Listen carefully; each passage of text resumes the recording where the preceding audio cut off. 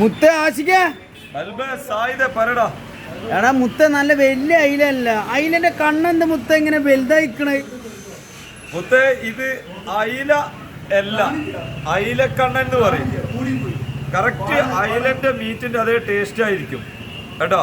കണ്ണൊക്കെ നല്ല വലുപ്പുണ്ടായിരിക്കും. പിന്നെ ഈ മീനിന്റെ പ്രത്യേകത എന്താ വെച്ചാൽ ഇവിടെ ഈ സൈഡിൽ ചെത്താനുണ്ടാവും. വലിയ ഡേഞ്ചറുള്ളതല്ല, എന്നാലും നമ്മൾ ചെത്തിരിക്കും. ഇത് വലുപ്പമുള്ള ലേശം വലുപ്പമുള്ളതുകൊണ്ട് ഇത് ചെത്തിരിക്കും. ഒരു ഒര ഉണ്ടാവും കേട്ടോ. നല്ല തിങ്ങിയ മീറ്റായിരിക്കും.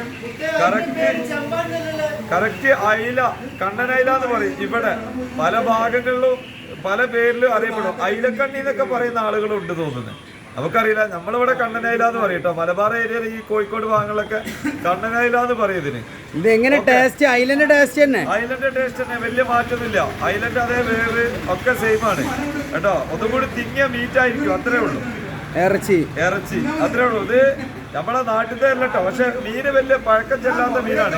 കടലൂര് മീനാണ്, തമിഴ്നാട് മീനാണ്. അത് നമുക്ക് മീനിന്റെ പഴക്കം നമുക്ക് ഈ മീൻമേൽ നോക്കിയാൽ തന്നെ മനസ്സിലാവും. വലിയ പഴക്കമില്ലാത്ത മീനാണ് കേട്ടോ. അപ്പൊ ഇതാണ് അയിലക്കണ്ണൻ. ഓക്കെ ഓക്കെടാ. ഇങ്ങനെ